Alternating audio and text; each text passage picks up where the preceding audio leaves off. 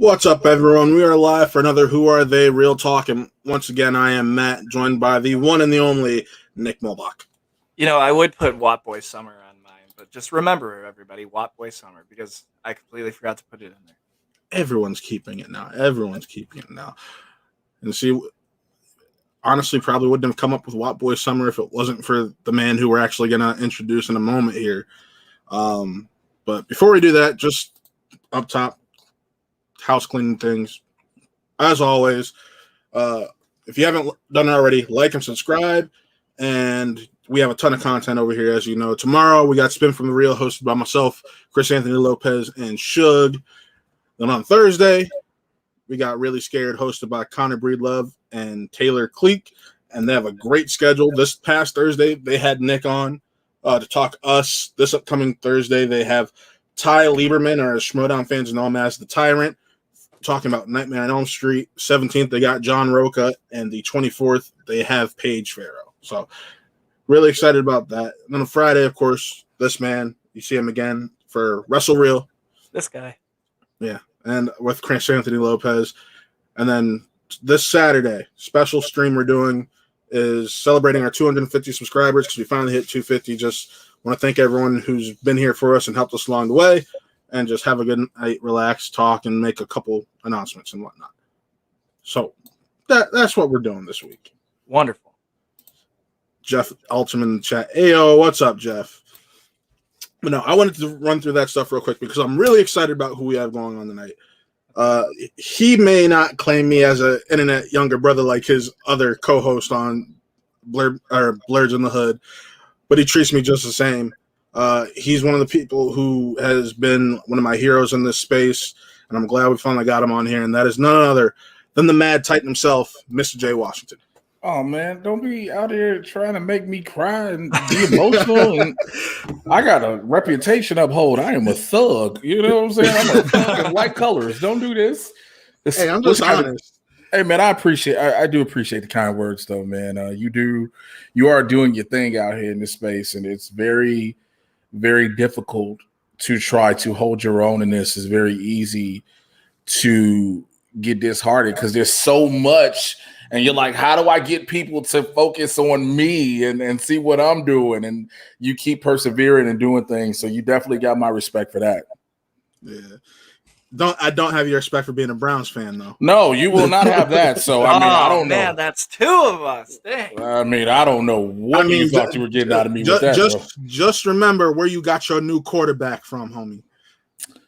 I don't care about nothing. Look, collegiate, where you get your quarterback. Look, collegiate means nothing in the grand scheme of things. Let's just be honest. Everybody's Ohio State University. Okay, he can be the Ohio State. He is now a Chicago Bear. You get what I'm saying? How you look at it? If you want to look at it that way, he is now a Bear. So we all wish him the best of luck, don't we? Yeah. We sure do. But no, Jay, you talking about you respect me. Honestly, like I said, you've been one of the people who have shown me what kind of the blueprint of what to do in this space. I messaged you a few years back, actually, and told you how much you meant to me, especially being a black man in this space. Mm-hmm. And I know you're more than just a space. You're a comedian. You're an actor. And we're here to talk to you about your career, who you are, and just all the grind you put in. Because you are one of the hardest working men that I see. Because let's see, Rotten Tomatoes is wrong. Blerds in the Hood, which for God's sake, I'd love to go every day a week. Hey, man, let me tell you something about that. It is hard enough to do twice a week for Blerds. Like, when we made that decision to go twice, we literally were like, yo, let's see what happens. But it was easy to do it during the pandemic because everybody was home.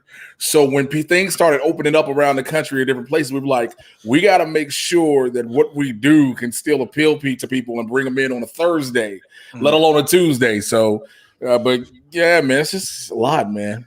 But I know I talked to you and Winston. The self-tape auditions you got to do. You literally just did one before this. Okay. And then if some people might not know this, you were in a Super Bowl ad just a couple years ago. That Facebook one. where we talked about all the different groups. Which I need that one to back run again now that the world is opening up, because like it was. Here's the thing: it's good money in a national commercial, and when it was running, I was like, yes, and then a pandemic happened, and I was like, no. I was like, no. Everybody's like, why? Because you want the commercial? I was like, yeah, cool with the commercial. I need the money. Like, let the money happen. So yeah, that was those royalties just keep rolling in. Man, those royalties just went real quick. Like I was like, oh God, no. And I was gonna say, like, I remember when that commercial was screening, because I am not as into like, or I wasn't at the time as into all the internet stuff at the time, but I knew who you were, and I was like, oh, that's really exciting. We're just getting more and more of our favorite content creators out there in the world. Man, I appreciate it. It was you know what? It was one of those things when I auditioned for it, because I auditioned in like December.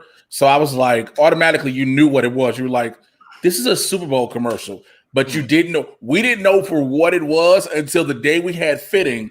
And then they showed us the thing, and I was like, oh, okay. Had no clue when it was, knew it was for Facebook, but didn't know when it was going to run. So I'm watching the whole Super Bowl like, so this commercial going to drop eventually?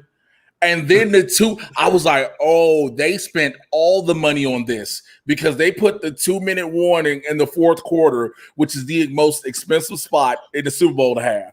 So I was like, okay, run me that. Yeah, people who haven't seen that, you can see Jay looking like he's struggling to hold a giant ass boulder. They hold an Atlas stone, which are not like I bench pressing. Them Atlas stones are still not, like. But yeah, it was a great moment, man. I was with a lot of dope people with that. It's just been one of the many things that I always say I've been blessed and fortunate enough to do thus far in my career. I've done so much. It takes times where I don't even sit back and think about it, because I'm constantly trying to go. But when I just tweeted something, and I posted it today, was like, you can actually take time to celebrate your wins and your accomplishments because you've done it. And I say that to have to remind myself, because I never do, because I'm always like, I did this, cool, what's next? Like, that's literally how I am, because it keeps me focused on going forward. That's just for me. Yeah. I understand that feeling completely. Yeah. But no, I want, first off, I do want to ask you, what really got you into all this? Because I know you've talked about your story a lot. You're from Chicago. Mm-hmm. You lost your mother at a young age, if I remember correctly. My father. Your father. Mm-hmm. Mm-hmm. So you want to tell us a little bit about your background? Sure. I'm from the South Side of Chicago, born and raised. It's no secret to anybody. I was burned at 2 years old, my head and my shoulder. So this scars from a pot of boiling water I pulled off a stove as a kid, as a bad kid. Oh. Yeah. So my dad passed when I was 5. I've always was a joker because, let me rephrase that. I got burned, like I said, on my head and my shoulder, and I was talked about a lot. And at one point, I just stopped and just started firing back at people. And I was just coming and going. And then I could go so hard to make people laugh so much. People wanted to fight because I wouldn't stop. Well, I've also had growing up, I also had a love of professional wrestling. And so we used to wrestle in my front lawn. It was me, my mother, my grandmother, my 2 uncles, and my younger brother. There was 6 of us in the house. We used to wrestle in my front lawn, and my grandmother used to always be pissed and be like, why you got to do it in this lawn? And so I loved it. And then one of my buddies, who's still one of my friends to this day, we've been friends almost over 30 years. He was like, yo, I'm joining Windy City Pro Wrestling. You want to join? And I was like, yeah, let's go check it out. And so I went and I met with the promoter, Sam DeCero. And I remember he was like, yeah, you can join. It's only $2,500. I was like, I only am not about to do this. And so then he was like, well, if you put it all down at one time, it's $2,000. I was like, what makes you think $500 is going to make it any easier? So I didn't. Couple months later, he ends up leaving and joins another promotion. It was $40 a month to train and everything, and that's when I got into that. And then wrestling, and then from wrestling, I was always cracking jokes. Still, I was dope. I was lethal on promos. Like they never, like when they found out I could do promos, it was like, oh, give him the mic. Because for the longest, everybody was like, nah, you good. You don't know what you're doing. And then I remember the first time I took the mic and did a promo live in an audience of like 2,000 people, and I had everybody rolling. Because I was just going in on people. And then they were like, okay, where'd that come from? I was like, I can always do that. But in the process of wrestling and trying to elevate the career, having traveled across the country with that, try out matches for TNA and WWE and doing, backstage stuff, whatever. I ended up messing my neck up, and I found out because I used to work for a chiropractic company. Now, it wasn't like major where I needed surgery, but I remember the chiropractor, she was like, yo, I don't know what you're doing, because nobody couldn't tell my job. I was a pro wrestler. She was like, I don't know what you're doing, but you're going to have to stop because your vertebrae are fused. That was one of those like, shit, I got my son. He's young. I want to be able to play with my son and things like that. So then I met a girl who had a production company, and I used to crack funny jokes on Facebook. And she was like, you ever thought about doing stand-up? And I was like, I wouldn't know how to get into it. She introduced me to a place to do an open mic. I did my first open mic. I killed. I was like, oh, I'm good at this. I did my second open mic and I bombed. I did my third open mic and I bombed some more. And I was like, what? Like I was chasing a high. Well, fast forward, all of that allowed me to meet somebody who connected me with my first agent. Then I had to take some headshots. I was taking just regular. I had my girl at the time take pictures of me in the park. You know what I'm saying? I'm sitting on the bench like this. Like, you know what I'm saying? Taking pictures. But that opened up the door for me to start doing commercials, where I did a commercial for TD Bank. Then I did a commercial for Ford. But then that led to me doing Chirac. Now, all this time, I'm still doing stand-up, traveling around the country doing stand-up, auditioning for stuff, and this is building up. All this builds up. I end up having my second kid, my daughter. My daughter's mom and I, we decide, okay, at one point after Chirac was about to come out, I was like, yo, I feel like I've done as much as I can in Chicago. I need to go to LA to further my career. I came out here to visit, whatever. But it was like either LA or New York. And I was like, I didn't want to go to New York because New York is like living in Chicago, except everybody's just on top of each other. Like, I wanted to change the pace. And plus, I really wanted to know what at least one winter was like without cold weather. That was what I'm born and raised in Chicago. So, you know what I'm saying? I'm always around cold weather. So the rest is pretty much history, man. Just, it's been a blessing being in many instances, being in the right place at the right time. Again, I tell everybody, if it's not for an open mic in Los Angeles, I'm not 100% sure if I'm this dude in the internet space that everybody knows. Because I'll just say it. I'm at an open mic in Sherman Oaks in the Valley, and the people from Screen Junkies are there, and everybody's trying to talk shit to them because they were celebrating Andy Signore's birthday at the time. And I was like, y'all talking shit about them, and they spending more money than everybody in here. They're more important at the time than everybody in here. So while people were talking trash to them, I said I'm a joke with them. And so I remember getting the invite to come do movie fights, and the rest is history, literally. That's amazing. Yeah. No, and I know I kind of found you when you started on the Schmodown. That's kind of, you as a player and a manager. I was like, I like this guy, and he's black. There's not, which sadly there's still not a lot of. Hey, I have that discussion a lot with Chris. But here's the thing, and I'll just, again, if I can be candid for a second. Right. The problem with trying to get not only more black minority players, but even more women in the Schmodown is the fandom. And when I say that, because the fan base of the Schmodown is primarily white men and just dudes in particular. And so that is the overall dude aspect is somewhat off-putting for women because we're talking about the internet. Women on the internet do not have out there. They have to put themselves out there, and you have to allow yourself to lose a game. Whether you know what I'm saying, you're not trying to, it's not like it's scripted. You can lose a trivia game, and you're at the mercy of the YouTube comment section and your social media. And so for women, they don't want to deal with that, especially with all the other BS they deal with on a regular. So that's why it's hard to get women to join the league. When it comes to minorities, again, the same thing applies. It's hard because no matter whether some people want to admit it, there's the movie fan base across the internet.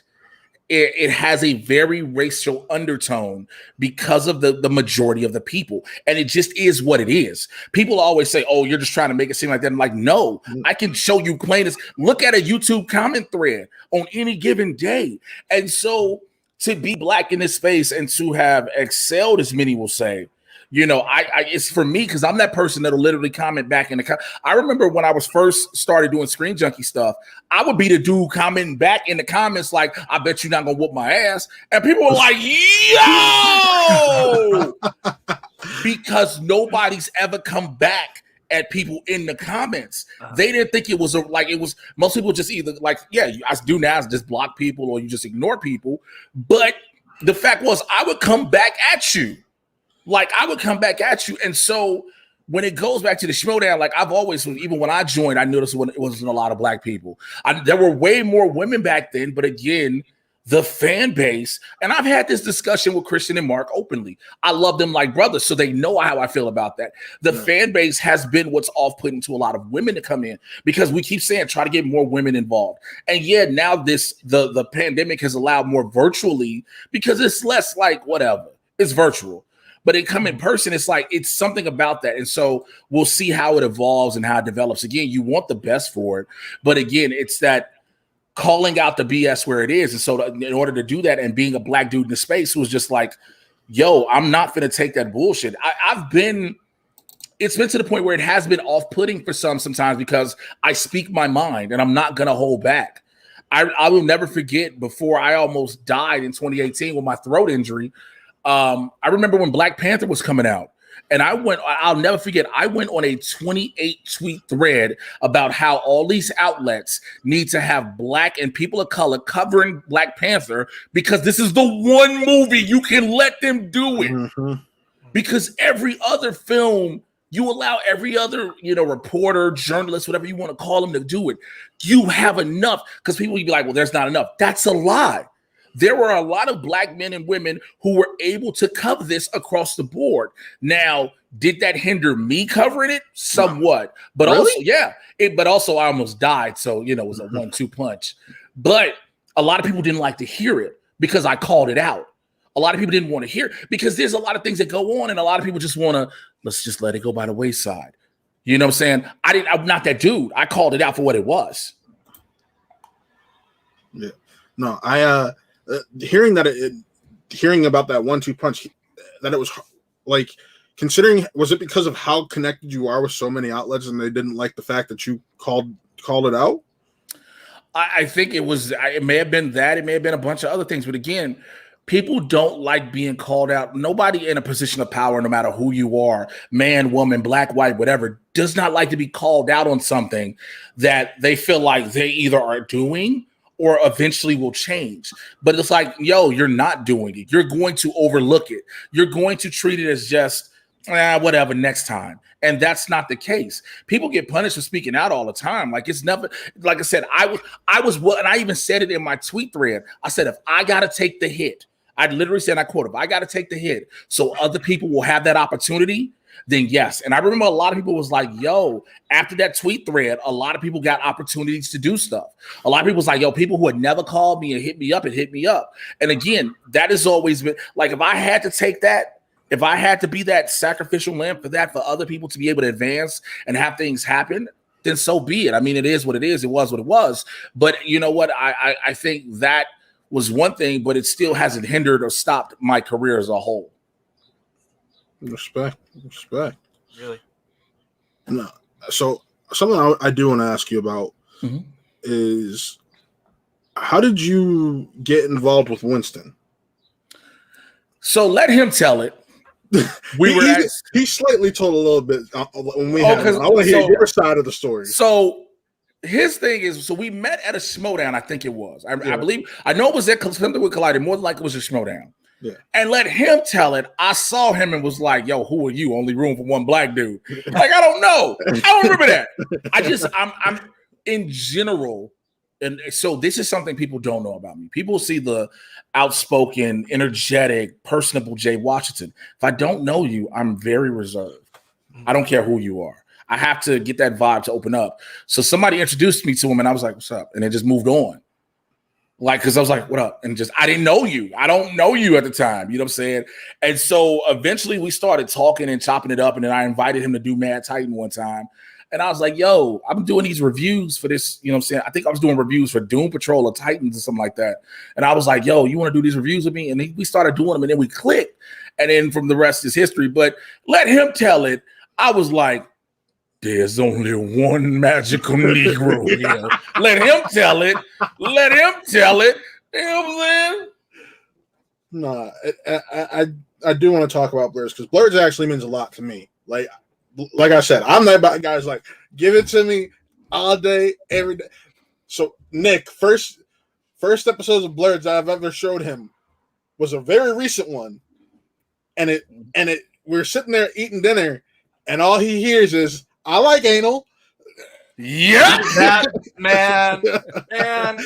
I watched that and I'm like, I spit out whatever food was in he my literally mouth. had a fry in his mouth and it just opened. Because I'm like, dropped. Because that guy wanted. That guy was like, yeah, for real, like yeah. Because like, let me be honest, there's no dude in this world that if a woman just be like, I like anal dudes, ma'am, like you just stop. But no, go ahead. You were saying, but no, Blerds. Something like I said, I followed your career. I followed Winston's career over the last few years, like a hawk, because you're the two I look up to. And Blerds is that show I like for keeping it real, as X-rated, R-rated as it may be. I love how you guys keep it real over there. Thank you, man. Thank you. I think the R-rated of Blerds was just let's just have fun, because we wanted to make sure. One of the things we wanted to do was, because we said Blerds, black nerds, that can open the door for kids. Mm-hmm. Well, we had to, even though there's a disclaimer at the beginning, we had to make sure, and it's not like we just try to completely ostracize kids. Again, I'm a parent of 2, but this is supposed to be something for those who are mature-minded, because yes, we're going to talk about nerd stuff. Yes, we're going to talk about funny stuff, but we're also going to be real and not pull punches. And that's honestly, I've tried to tell my dad, I'm like, just listen to this. And there's one time I was watching it on my TV, and my dad's walking by. I was like, "What the hell are you watching?" Because he just it was the opening of what you've been doing, and because I'm not gonna say, yeah. So there's the cat funeral. Oh, I don't know where we found that video. You mean this?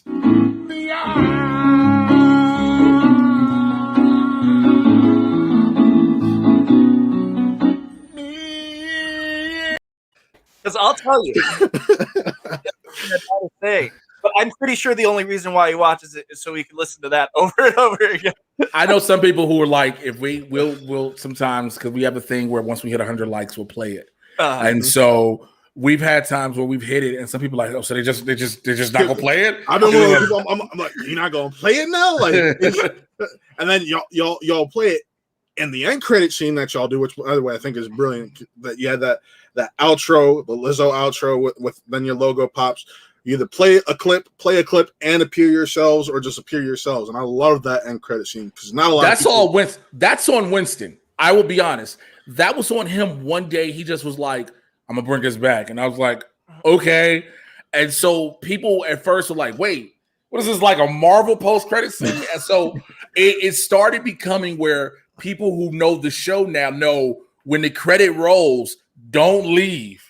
Mm-hmm. Like, it's just, at the end of the day, Blerds has been something that I'm very proud of, because the goal for Blerds has been to expand it, of course, and get more people to get eyes on it and know what Blerds is and what Blerds is about. But for what it's done in the amount of time it's done it speaks and it resonates to the bond and connection that both Winston and I have. Me, how much I don't really like him. He doesn't really like me. I mean, we were established, we just do this for the camera. Like, all right, I hate you. Welcome to Blerds. Then it's but okay, Leslie Jones. Let's not forget Halloween now. Hey, man, look. I remember he came at me and asked me about that. He was like, yo, it was literally like him and Kristen. I think one of the two of them came. I was like, yo, we want to do supermarket sweeping. We got a question. Kristen has a question. I was like, what? Would you do Leslie Jones? I said, I just need to find a wig. That's all I said. And all I could find was a Goku wig and some black spray at the last minute. So that's why the wig has green in it. But it's garnered so much attention because I found out so many people who I wouldn't expect to watch it. So many people from my immediate family and friends, people I've grown up with, people I grew, people I've came up with in the neighborhoods, people who are like in the industry, TV stars and producers and stuff, they watch it. And I'm like, this is weird because it's at the same time, it's like, I'm an actor and he is too. Stop just watching the show. Like, so but in all seriousness, it's great because it puts people on notice. We're never trying to be anybody else. That's the number one thing. So we're not trying to be, and this is no disrespect to anyone I mentioned, we're not trying to be double toasted. We're not trying to be DC Zamero. Anybody that you may see groups of on the internet or on TV, we're not trying to be them. We're us. And so by us being who we are, I think that is what helps elevate the show. Yeah. Although you killed Winston's chances of ever getting Shannon Sharp on that show. Hey, I don't. Did you call Shannon Sharp in the middle of the show? Jay, you want to show Nick what you did? I'm innocent. You're innocent. You're innocent. What were we talking? I forget. Okay, so here's a funny story, real quick. 9 times out of 10, because I'm so busy and I've been hitting the head a lot with steel chairs. I forget the episode of Blerds about 2 hours after the episode. So I can remember something that might have happened, but I can't tell you what it was about. So I remember us doing this. So skip, listen, skip, and just kept going. Somebody was like, y'all ain't never solid 20 minutes. I was like, y'all ain't never getting Shannon Sharp on this show. Because we were talking about something with Kwame Brown, probably, because that would only make sense. It was the Kwame Brown stuff. And you were talking about I'd be like, Kwame, listen. Listen, Kwame, skip, Kwame Brown, skip, and just kept going. And I'm always seeing some of the comments is like, they are never getting people tagged Shannon Sharp. I was like, hey! I mean, don't get me wrong. If Shannon Sharp was like, come on, they so, I'd be like, thank you, Mr. Sharp. So first of all, allow me to get a do-rag and some Hennessy, because I feel like it'll be the best.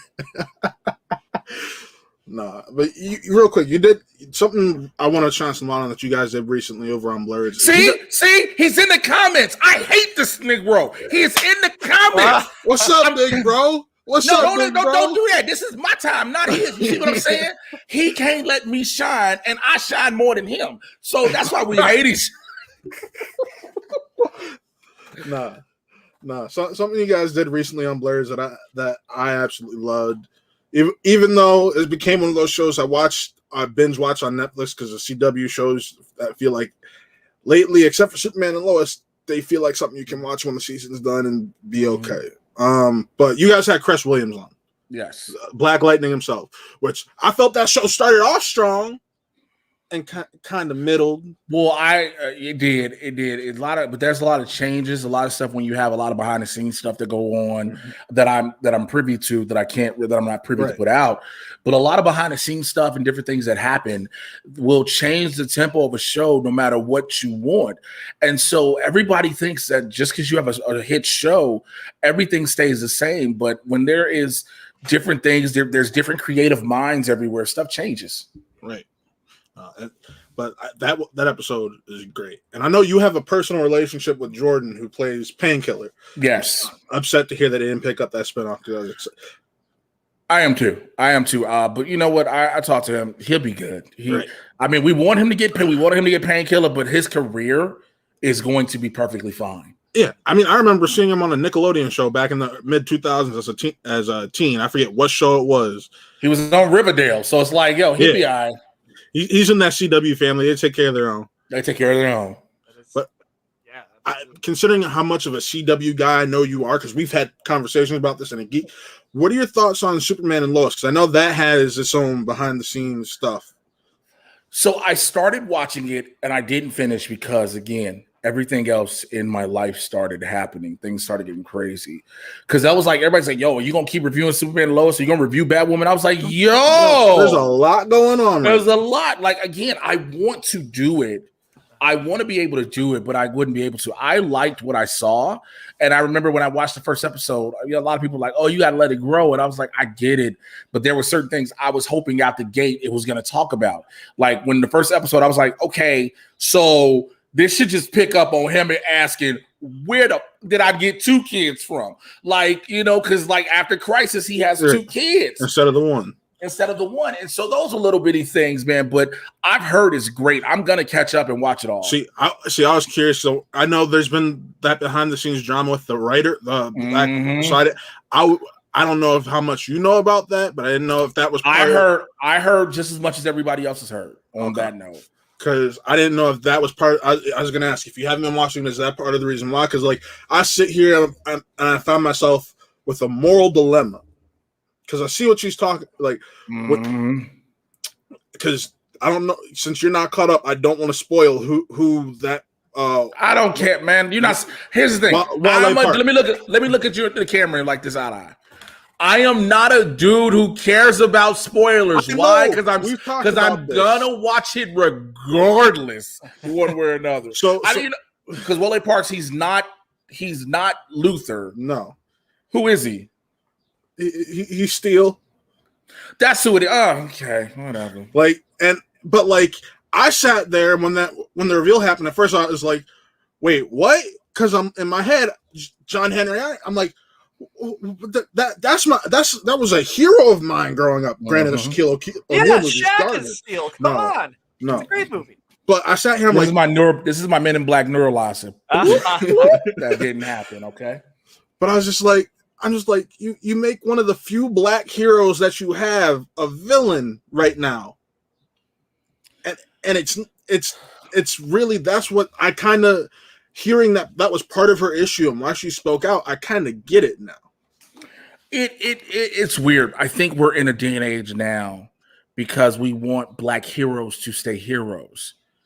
And yes, Steel is a hero. He's in that vein of when Superman died, he was one of the 4 different ones that popped up in a rows.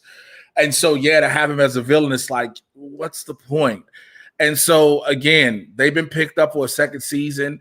The way the CW is, and everything, because how they were told you have to address real life issues. We'll see how they switch it. If they do, if they don't.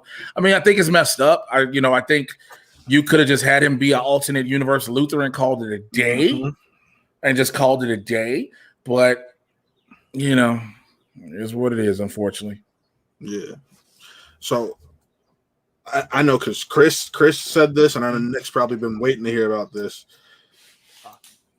I'm going to need to hear about Jay Washington's wrestling career.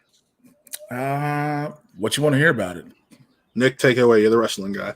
Well, it's just, we always so the point of this show is to talk about, obviously, experiences and all kinds of different things when it comes to the acting and film world, but the wrestling part of it obviously throws a completely different monkey wrench when it comes to different aspects of a career. So you had mentioned auditions for TNA and auditions for WWE and such, but just overall, I could only imagine, just from the Schmodown stuff and the Blerds stuff, how incredible your promo skills are. And did that take you very far when it came to the promos? And I mean, yeah, actually it does. It helps because it helps. You got to remember, people forget professional wrestling is one thing. When it comes to the WWE, it's sports entertainment. And so as much as other companies will also say we're pro wrestling, they're still entertainment. Right. And so just as good as you are as a talent potentially in the ring, what you say on the mic and how you engage with a crowd speaks volumes. And I think that's what helped me as a stand-up, because we know what faces and heels, and I always get upset at some Schmodown fans who go too far in wrestling vernacular. I'm like, yo, stop. Like, yo, you're just a fan. Please don't start using all this kayfabe feels. I'm like, stop. It just because it's something internal. Blame Christian. Yeah, right. I know. I shouldn't say that because I work for the FCL, but blame Christian. I know. Trust me. I know. But so the thing is, as a good guy, you got to make a person love you. As a bad guy, it sounds simple, but you have to make a person hate you. Yeah. Do you know there are people who can't even make people hate them? who won't even engage the energy to boo them.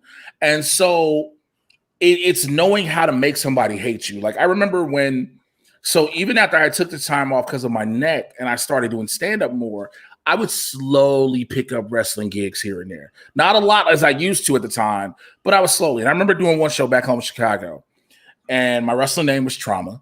And I remember a dude was like, "Hey, Trauma, go somewhere and tell a joke." And I was like, "The joke is you survived the abortion." And the whole crowd was like, "Oh!" Because I remember it so vividly because it was off the top of my head that moment. It was just there. Dude said nothing else. Because I guess everybody thought, oh, this is just a stand-up comic now. He's not a wrestler anymore. No, this is the same dude who is lethal. I tell everybody this, and it always sounds flirtatious when you say it. But I say this tongue is lethal because it fires off. And if I get started, it's sometimes hard to stop. It's happened on Blerds where I'm like, oh, just cut the mic off, put me off the screen. You know what I'm saying? On Blerds, sometimes you use it in a different manner. Oh, that's a whole nother story for a whole nother conversation. I don't know if we need to be having that conversation right now. I'm just saying, it's not like that's the only time you use that. I mean, it's always funny with the flirtation throughout Blerds and with the fans and people who come in. Damn right, on a t-shirt, this tongue is lethal, J-Rock 2021. That sounds like a campaign slogan. It's always funny because it's that, said, all right, you want to play this game? I'm going to play this game with you. I'm a fan of this. I'm a fan, no matter how bad they got down the line, I'm a fan of the Saw movies. I want to play a game. Okay, let's play this game. The rule of this game is who's going to go to the point where we find that line to cross. And when we cross this line, what we going to do? When we come to this line, if we're going to cross it, what we going to do? Like, come on, let's play this game. And so it's just that. But again, it's when it's wrestling, again, back to the promos, it helps elevate because you can help elevate the character. And I was fortunate enough, and throughout my career, to be in companies, to work with many people you currently see on TV now. I remember I was in a program. I was with a company, Elite Pro Wrestling, and the company had brought in Armando Alejandro Estrada right after he got released from the WWE. And pardon the ambulance. There's you live right by the hospital. I know. Okay, I'll say people get shot. Yeah. Bam, LA baby. LA in the valley. But so they brought in Armando, who is from Chicago. He had a restaurant, so he did the role of the president. And so I was playing the character of the head of security of Cash Inc. with Kimberly Cash. And so we were going back and forth with Armando. Then there was a point where we were going back and forth with him. And then they ended up saying, oh, well, you are in it was me, Johnny Cash, Kimberly Cash, and Dysfunction. And it was a match where I think it was Johnny Cash versus John Moxley. And like we were with Mox for a while. And John's a cool dude. Like people don't know back in the day, John used to wear like this. It looked like a weird version of what ended up becoming Heath Ledger's joke, the mask he wore when they were robbing the bank in The Dark Knight. But it was so weird how he would do it. And I'd be like, John, get the fuck away from me. Like, because it was terrifying. But those promos allow you to be able to say, okay, we can put them in a program with this person, right, and they can keep entertaining the crowd, because you can keep having the matches and stuff can happen. And yeah, there are many people who just want to see the in-ring action, but there are also people you have to remember who want the whole package of it. And so I'm blessed to be able to do what I can do in the ring and still do what I do on a mic. Like I'm back in the ring for the next 3 weekends coming up.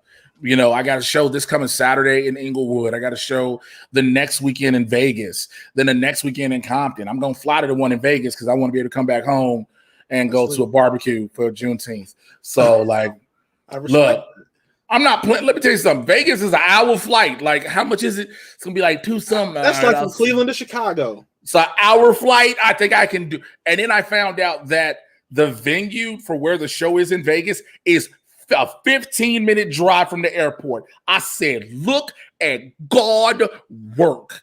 I just need to figure out where I'm on the car so I can be like, hey, bro, I got to go because I got to be on this flight.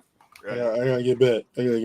So you work in the Chicago area, did a lot of matches. Was Absolute Championship Absolute? There's a wrestling company around here. I just was wondering if you had ever worked with Absolute in Cleveland, because that's where Gargano them came from. Yep, yeah, I've been to their shows a few times. I came out there once with the Soul Touches because that's awesome. Me, Willie the Bomber Richardson, Marche Rocket Acid Jazz. And it was Willie because it was just in case. So and C Red. And all 5 of us flew out to Cleveland for the show. So it was AIW. So I remember coming out there. Yeah. Absolute intense wrestling. Yep. Yeah. That's awesome, man. That's great to hear because it's crazy to think the amount of people, and I'm adding you to this list now of people that I know who have worked in this industry, who have come through this company, because Gargano got his start there. I just watched the millions and millions of people come through, and they always get good guest stars. But it's funny because the indie scene is full of talent. Absolutely. That a lot of times the talent may not ever get signed, and a lot of talent does get signed and unfortunately does not get utilized. So it's always a catch-22. Mm-hmm. So what wrestlers inspired you growing up when it came to how you shaped your characters and career? Rhino, Taz, who else? Rhino, Taz for sure. The personality of The Rock.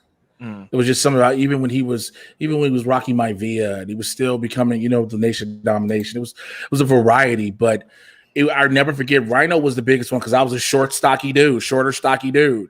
And I'll never forget when this was like my second, third year in the stand-up. I'd stopped wrestling and I was still working out. And I met Rhino at a Resistance Pro show in Chicago. And my boy Marche had already worked him. So him and Marche had a relationship. And I was like, man, my goal had always been to work with you. He was like, man, I hope not. I was like, why not? He was like, because you'll beat my ass. And I was like, oh, really? So, yeah. Oh, I love Rhino. So he's awesome. I got a question for you, Jay. Can you explain this commercial for me? Well, thank y'all for having me. It's been a fun time on the show. It's been great. I appreciate y'all having me. No, you know what? That was one of the many commercials I got a chance to do. And when I started, when I stepped out of wrestling and stepped into stand-up and more into acting, I booked a McDonald's commercial. And we shot it in downtown Chicago. And I remember I did 52 takes. 52? Wow. Damn, that's some serious. No, some serious. No, I said a bunch of other stuff 51 times. That's the one they kept because that was my serious shit with me being tired. Because not only are you doing the takes, you're biting and chewing the sandwich. You got to remember to spit the sandwich out, right? But also, after a while, they might give you the same sandwich, so you can just keep looking like you took the same bite. But it was, I wouldn't say 50. Okay, 50 might be exaggerated, but it was like 30 something times and so it was just a long day on set. And I remember when it aired, I remember people started noticing. It was like, "Oh, you're from somewhere." No, you don't. No, you don't. And but you know what? That was one of the things I had to learn that, people might know you from weird commercials or TV shows or movies or whatever, but it's a good thing because they know you from something. They recognize you. You know, I wouldn't have done Winston any justice if I didn't show that commercial. I feel like he texted you, was like, "Hey, he didn't. Hey, I can promise you, he didn't. Hey, play this while you're not." Not no worries, but no, it's one of the many commercials, and I've been fortunate enough and blessed enough to do because there are, as much as I might hate seeing it now, whatever. And of course, as being a big black dude saying this is serious chicken, that's it gave me a good 5 minutes worth of jokes on stage to talk about. Hey, I remember first time I got to talk to you, I said, "What's it like selling yourself a chicken?" You just looked at me, and you were just, I'm like, shouldn't. And I should say, Jay Washington is the reason the Cleveland Browns lost in the AFC Conference semifinal. Man, he sure is, and Jay'd be proud of that right now. But you know what? It's just these things now when you do them. I tell everybody, I did that. I did a TD Bank commercial. I'm in the most hated movie of 2015. That if I'm not in this movie, my career does not happen the way it does. You mean Chirac? Exactly. Yeah, I was about to say, what's it like working with Spike Lee? It's a dream come true. It is. Spike Lee is one of those directors I've loved since I was a kid. I used to watch Do the Right Thing in School Days on repeat. Bro, this is gonna sound my favorites. I know the dance moves to I Don't Want to Be Alone Tonight. Like, you don't understand what I'm saying. Like, I wanted a woman to lick a part in my hair like Tisha licked Giancarlo Vito's hair. Like, I love these movies. And so I was a fan, but that's just those two movies, and I've been a fan of his work. And so to be blessed to be in a movie of his, a major motion picture, it's not just some small little character, was like, yo, to put me next to Wesley Snipes, another man I've been a fan of my whole life. And I tell people can hate that movie no matter what. But if it's not for Chirac, it is not for Spike Lee. I am not connected to a lot of people I'm connected to. A lot of people don't know me from, some people don't see commercials all the time. But you saw one way or another, you saw the trailer for Chirac, you saw the movie, and you're like, oh, that's you. And so it helped out a lot. Yeah. And I was about to say, one of those people you're connected to is now in the MCU, Tiana Parrish. I loved her in Survivor's Remorse. Survivor's Remorse is what I knew her from. I was like, when they cast her, I'm like, yo, hell yeah, because she was the best part of that show. Survivor's Remorse, people like her in Mad Men.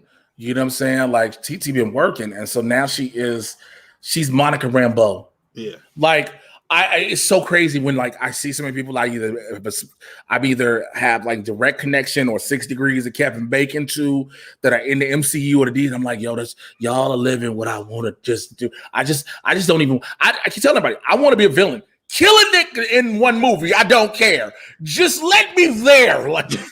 I mean, you call yourself the resident supervillain, so hey, it works. Yeah, I mean, you know what? If it be in God's will, though, at the end of the day, and I joke around and that's what I want to do.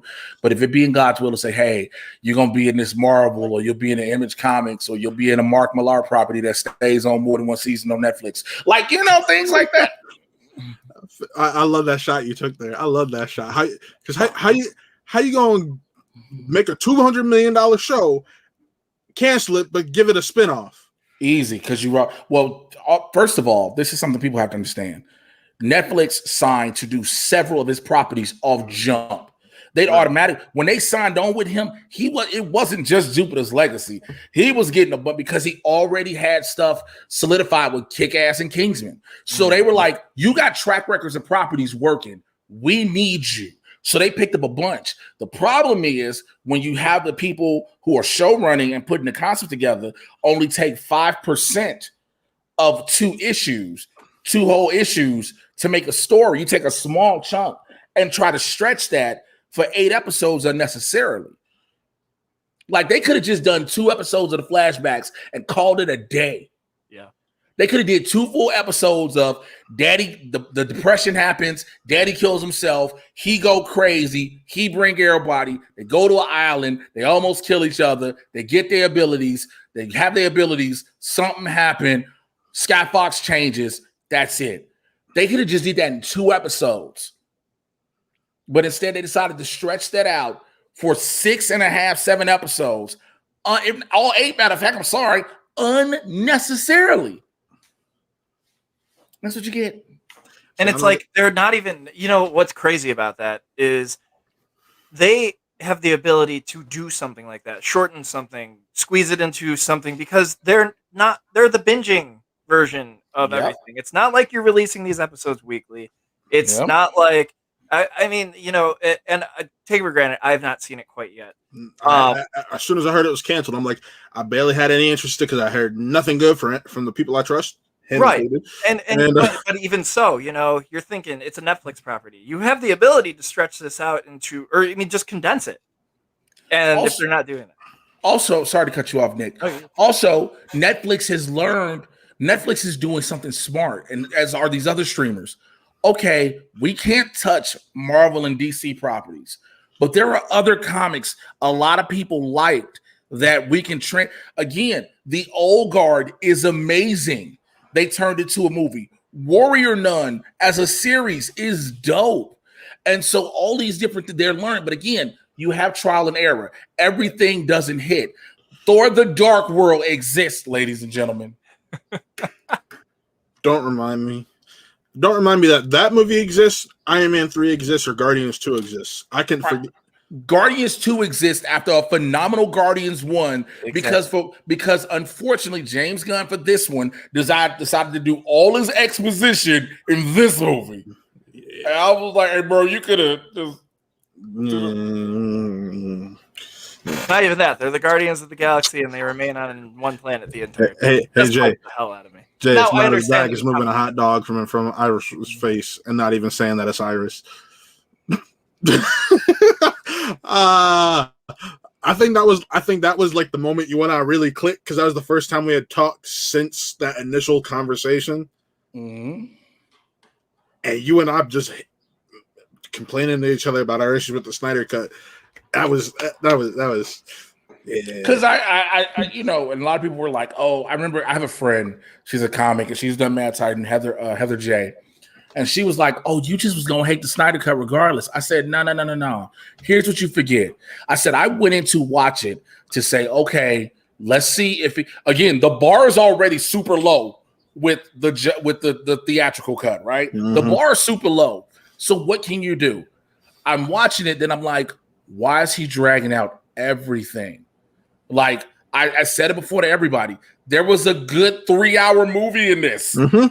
That he sacrificed to make it longer. Yeah. My father, and Nick was in the room with him. My father said the exact same thing. He's like, if that's a 3-hour movie and you cut some things out, that is a damn near perfect comic book movie. A damn near perfect movie, even though it don't fit in with anything else anymore. But if you make it 3 hours, it's solid. Again, why are the Iceland chicks singing? Why are you having a 7-minute opening credit of a yell?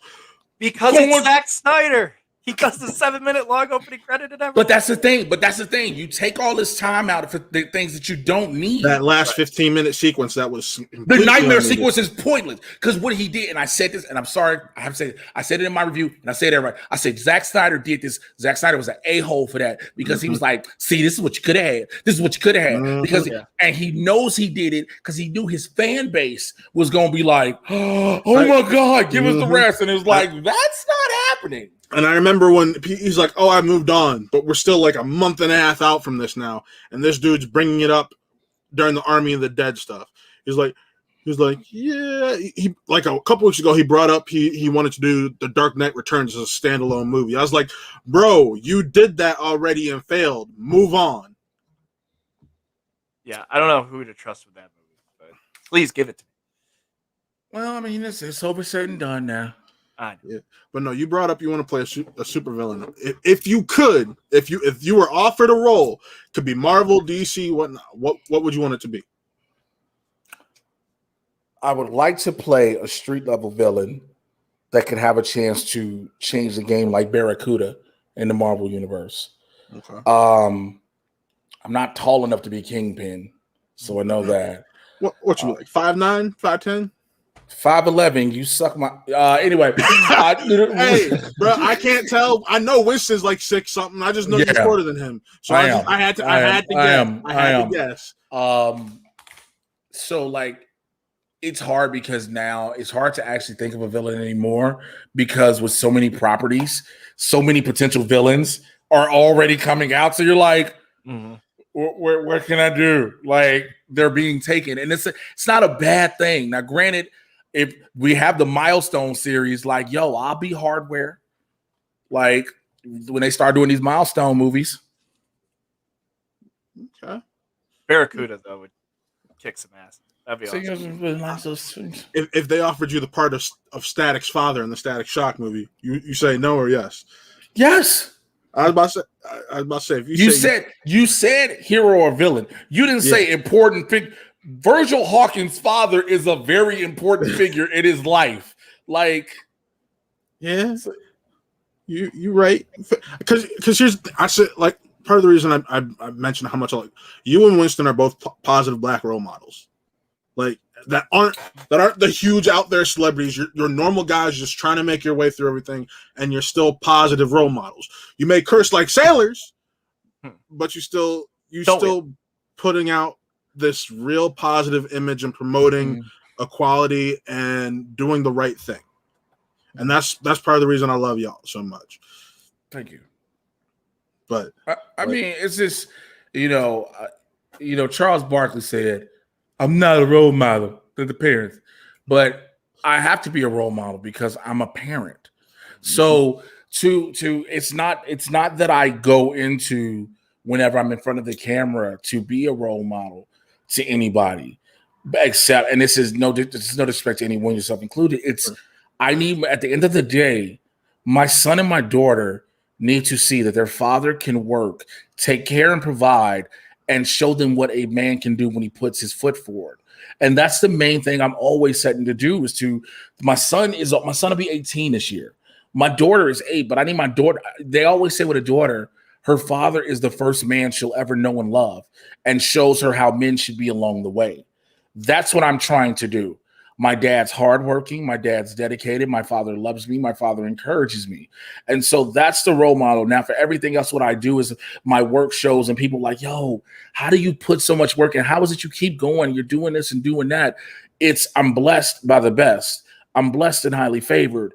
God has ordered my steps, and that is how I'm able to move forward. And through him, I have the strength to keep going, even though there are times I'm exhausted and drained. Yeah, no, and I just how much you post about your children. Like, I remember around Christmas time, the hunt for a Switch and a Series X for you.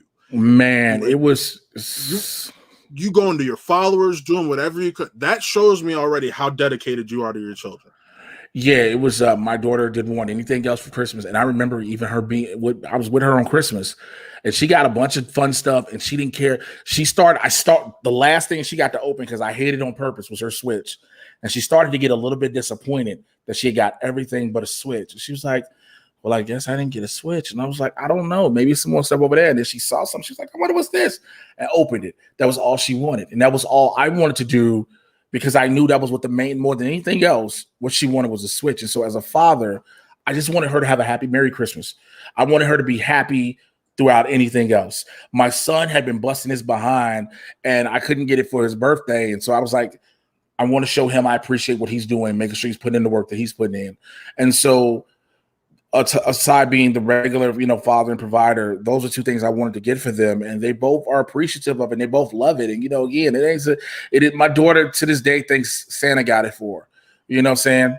That's fine. But her mom and her dad and everybody else knows. Now, Dad made that happen, and Dad didn't do it to try to show up anybody. Dad didn't do it to try to be better than anybody. Dad did it because she wanted it. That was it, and that was the only reason I reached out to her because I was going to make sure no matter what I got it for her. Yeah, no, I was ready to, because I work at Costco. I was ready to just be like, yo, I can pick one up and ship it to you. But I saw you got one at like right around that time. So I at the time when I still was staying with my horrible roommate, they had a Costco account. And so I saw online. I was like, okay. So I was like, yo, I can just go ahead and buy this bit by bit and put it together. I was like, that's going to run me an extra $300, but it's for my daughter. Like right. This was all the stuff. Anytime I was doing anything I was doing for them, was coming out of money I was saving trying to save to leave. And then luckily the amazing fans of Blerds were like, yo, we want to give it a Christian spirit, and it helped. And I was like, thank you, so yeah. Well, Nick, you got anything else? No, Jay, it has been an absolute pleasure to talk to you, and I am incredibly grateful for you joining us today. I'm always so interested in hearing. We target a lot of Cleveland people around here just because that's where we're from. I didn't want to bring that up because I didn't need them flaming Cleveland. We're both involved heavily in the Cleveland film scene and just meeting people and stuff like that. So to continue to not only learn myself about, different people's perspectives on the industry or who live around the country is fantastic. And for them to be able to hear it as well is just absolutely amazing. So thank you so much. Pleasure is mine. Well, Jay, real quick, where can everyone find you? You can find me on Twitter and Instagram at Mr. J Washington. It's right down there. That's how it's spelled. Blerds in the Hood, myself and Winston A. Marshall, every Tuesday and Thursday, 2 p.m. Pacific, 5 p.m. on the East Coast. We get you caught up in the world of pop culture, news, sports, entertainment, politics, and a whole lot more from a Blerds perspective. And we are unapologetically black. YouTube.com and Twitch.tv, both /Blerds in the Hood. BLERDS, the letter N, THEHOOD. The Mad Titan podcast, everywhere you get your podcast from.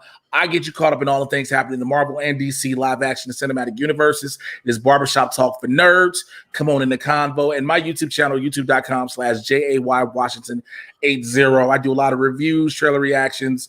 I'm just real about how I feel about stuff. You can catch me. I just did a set for the Drew Barrymore show. That is up on YouTube. Go check out the YouTube channel for the Drew Barrymore show. And I'm popping up everywhere. Yeah.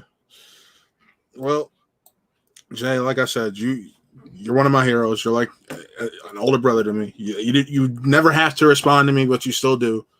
And it's just nice having someone like you and Winston to just talk to about some of the shit that's going on and just trying to make it through this space and even just BS about sports. You know I'm still gonna be in the Blerds in the Hoods chat and the Game Time chat bugging you though. So hey man, it is what it is, bro. I appreciate you. You're a real dude, real talk. And so that's why I actually, talk back to you.